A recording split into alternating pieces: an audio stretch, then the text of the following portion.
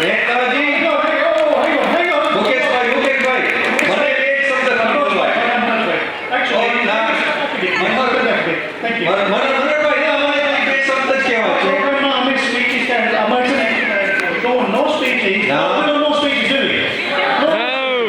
ભાઈઓ બહેનો, તમને મારી સ્પીચ સાંભળવી કે નથી સાંભળવી? હા, મનોજકુમાર સાંભળવી છે. બધાને સર્વોને જય શ્રી કૃષ્ણ.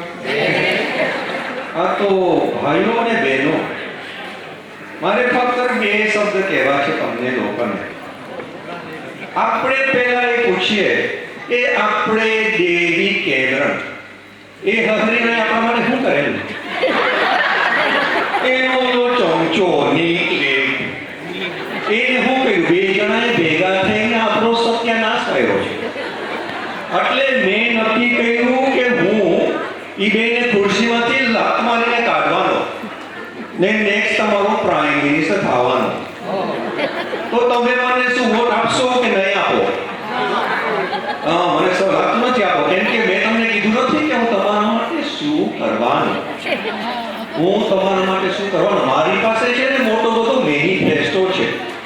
એમાંથી 3 મેનિફેસ્ટો માંથી નંબર 1, આપણા ભાઈઓ ગમે ત્યારે બહારગામ નીકળે છે, જલેબીને ઢોકળા ખવા હોય તો કેટલી તકલીફ પડે છે, બરાબર કે નહીં?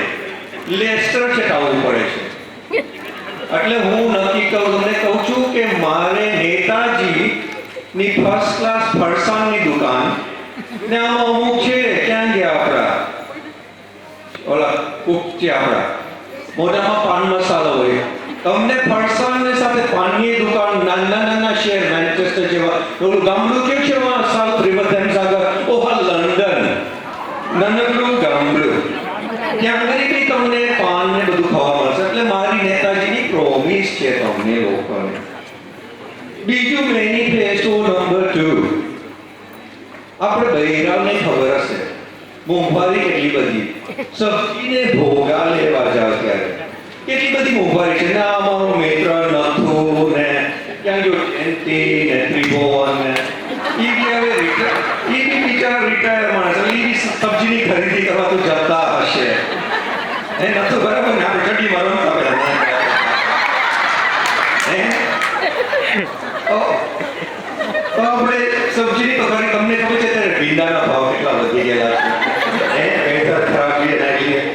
તો મારી પ્રોમિસ છે કે મને તમે ઇલેક્ટ કરો, હું તમારો પ્રેસિડેન્ટ ને પ્રાઇમ મિનિસ્ટર થઈ જાઉં.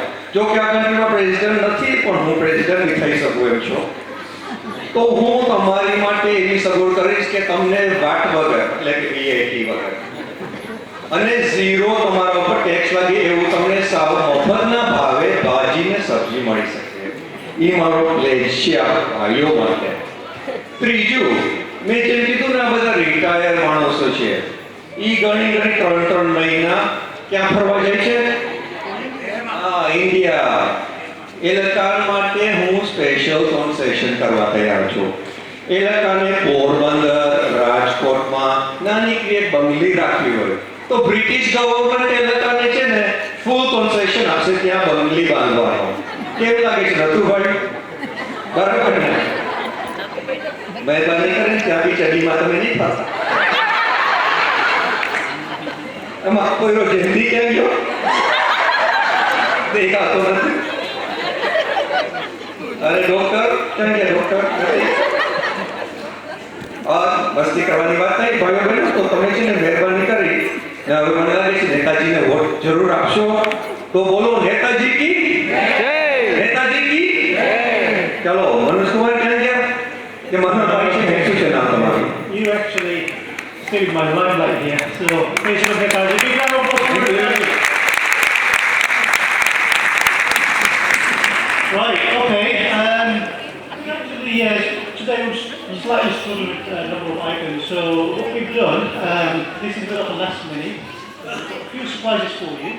But this is one of it really. We've got young rising star who you may see coming on Britain's Got Talent, you know, if he gets his cards right. So without further ado, I'd like to invite Rikesh Jadikya. He's going to play a